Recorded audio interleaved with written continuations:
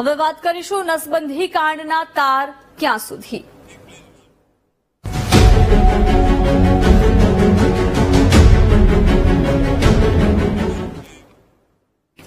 મહેસાણામાં નસબંધી કાંડમાં ટાર્ગેટને લઈને હવે એક બાદ એક નવા ખુલાસા થઈ રહ્યા છે।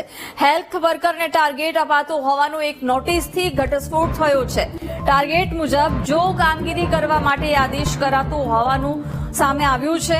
અગાઉ મોકલવામાં આવેલી એક નોટિસે આરોગ્ય વિભાગની પોલ ખોલી નાખી છે। નસબંધીમાં કોઈ જ કામગીરી ન કરે તેમને નોટિસ આપવામાં આવે છે। કડીના પ્રાથમિક આરોગ્ય કેન્દ્રએ 24 ઓક્ટોબરે આપેલી નોટિસ પણ સામે આવી છે। આગામી 3 મહિનામાં સંતોષકારક કામગીરી ન થાય તો કાર્યવાહીની નોટિસમાં ચીમકી આપવામાં આવેલી છે। વિગતો સાથે સુધીર જોડાયા છે। સુધીર, એક નોટિસ અત્યારે સામે આવી રહી છે જેમાં ટાર્ગેટ આપવામાં આવી રહ્યો છે, શું અપડેટ છે? જી, આરોગ્ય મંત્રી દ્વારા એમ કહેવામાં આવે છે કે કોઈ ટાર્ગેટ નથી અપાયો।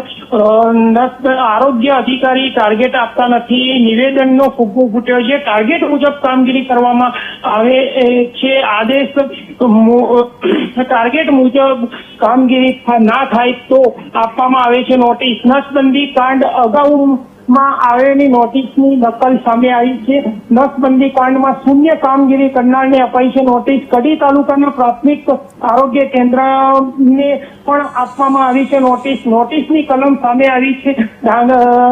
નસબંધી કાંડ સર્જાયો એ પહેલા અપાઈ 24 ઓક્ટોબરના રોજ નોટિસો ટાર્ગેટ પૂરો ના થતા બળજબરીથી ટાર્ગેટ પૂરો કરતા નથી, વાત તદ્દન ખોટી છે। નસબંધીની શૂન્ય કામગીરીને નોટિસમાં અતિ ગંભીર બાબત બતાવાઈ છે।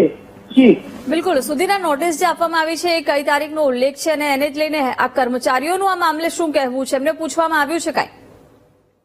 જી, 24 ઓક્ટોબરના રોજ નોટિસ જાહેર થઈ છે। જી, કર્મચારીઓ આ મામલે શું કહી રહ્યા છે? ખરેખર શું એમને ટાર્ગેટ આપવામાં આવતો હતો? જી, કર્મચારી દ્વારા એમ કહેવામાં આવે છે કે અમે કોઈ ટાર્ગેટ આપતા નથી। જી બિલકુલ સુધીર, આભાર જાણકારી માટે।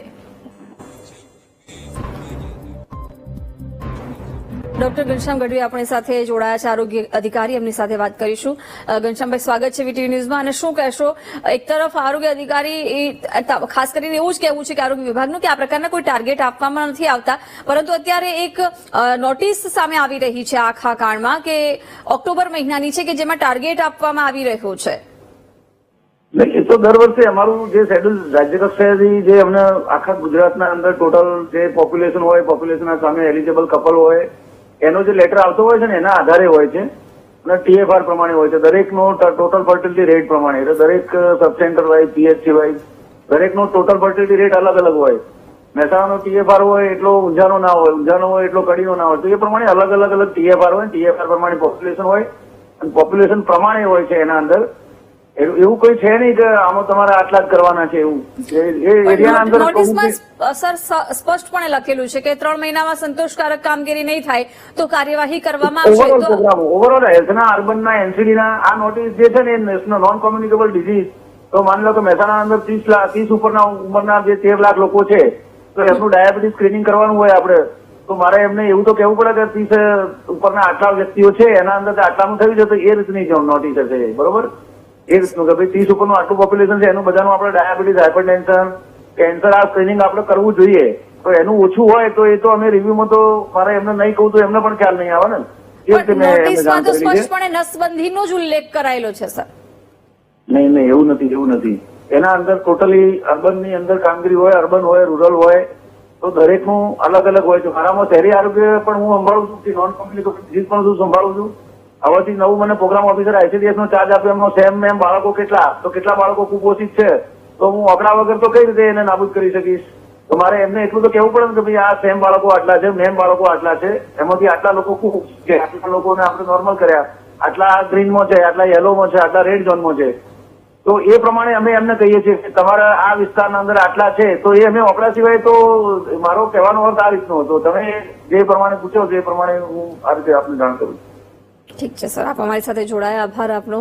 તો જે નોટિસ અત્યારે તો સામે આવી છે એમાં એવી વાત કરવામાં આવી રહી છે કે કાર્યવાહી નહીં કરવામાં આવે સંતોષકારક, જો કામગીરી નહીં કરવામાં આવે તો કાર્યવાહી કરવામાં આવશે. જો કે આરોગ્ય અધિકારી આ વાતને નકારી રહ્યા છે અને નસબંધી સાથે કોઈ લેવા દેવા ન હોવાની વાત કરી રહ્યા છે. તેમણે કહ્યું કે વસ્તીના પ્રમાણમાં કામગીરી કરવાનું દબાણ ચોક્કસ હોય છે, પરંતુ વસ્તીના માપદંડ મુજબ ટાર્ગેટ આપવામાં આવતો હોય છે.